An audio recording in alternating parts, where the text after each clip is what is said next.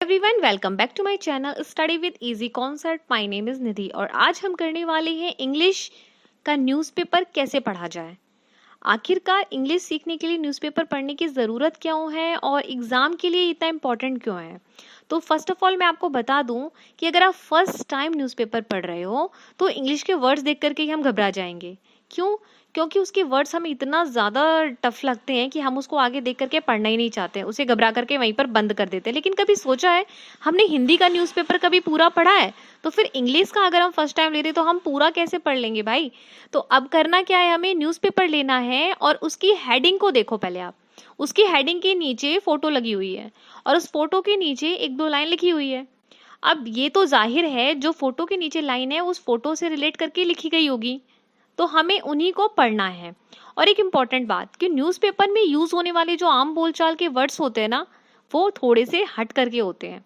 जैसे हम नॉर्मल बोलते हैं कि इसे गिरफ्तार कर लिया है, मीन्स कि अरेस्ट कर लिया, लेकिन इंग्लिश न्यूज़पेपर में कभी अरेस्ट वर्ड यूज नहीं होगा, वहां पर यूज होगा नैब का, NAB।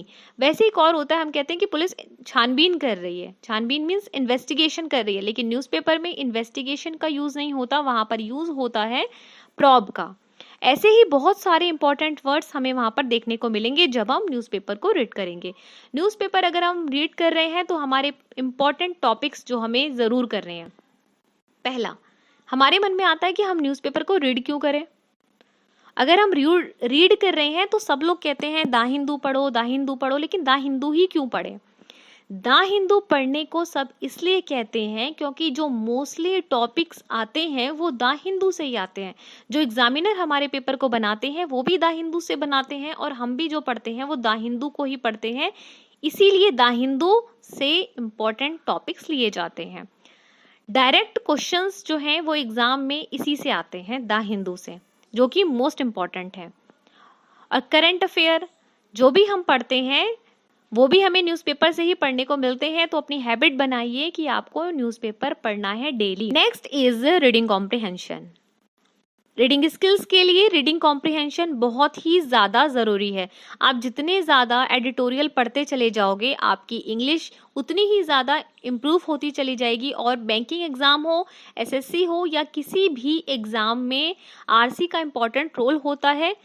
साथ साथ आपको न्यूज़पेपर का जो एडिटोरियल है उसको बहुत अच्छे से रीड करना है। वहाँ से आपका क्या होगा, आपकी रीडिंग कॉम्प्रिहेंशन एक तो अच्छा हो रहा है, आपका करंट अफेयर इम्प्रूव हो रहा है, आपकी मोस्ट इम्पॉर्टेंट वो कैब आपको पता है कि कितनी इम्पॉर्टेंट है और क्यों इम्पॉर्टेंट है, ये आप सभी जानते हैं अगर आप एग्ज़ाम की प्रिपरेशन कर रहे हैं तो। नेक्स्ट है, जो भी बच्चे क्वालिफाई होते हैं ग्रुप डिस्कशंस और इंटरव्यू में भी, वहाँ भी न्यूज़पेपर का बहुत इंपॉर्टेंट रोल प्ले होता है। अब हमें पढ़ना कैसे है, करना क्या क्या है। तो हमें न्यूज़पेपर पढ़ते वक्त जितने भी इंपॉर्टेंट वर्ड आ रहे हैं, न्यू वर्ड्स हमारे आ रहे हैं, उनको एक कॉपी में नोट डाउन करना है। अगर उनकी हिंदी समझ में नहीं आ रही तो डिक्शनरी से उसे देख करके लिख लेना है। जो भी हमें नोट्स बनाने हैं वो एक लाइन में बनाने हैं, ध्यान रखना, बहुत लंबा चौड़ा कुछ नहीं लिखना है, एक लाइन में ही अपने नोट्स को बनाना है, एक लाइनर वाले नोट्स, ठीक है। उसके अलावा हमें जितनी भी अपॉइंटमेंट्स हुई हैं अभी, जितनी भी स्कीम्स आई हैं, इन सभी को एक जगह लिखना है। और मोस्ट इम्पॉर्टेंट आर्टिकल्स हमें इंडियन और इंटरनेशनल न्यूज़ के जो भी हैं हमें उन्हें पढ़ना है, क्योंकि न्यूज़पेपर बहुत ही ज़्यादा इंपॉर्टेंट रोल प्ले करता है। तो आप इन सब चीज़ों को मत भूलिएगा। और हाँ, वीडियो को देखने के लिए थैंक यू सो मच। और हाँ, लाइक शेयर सब्सक्राइब करना मत भूलिए।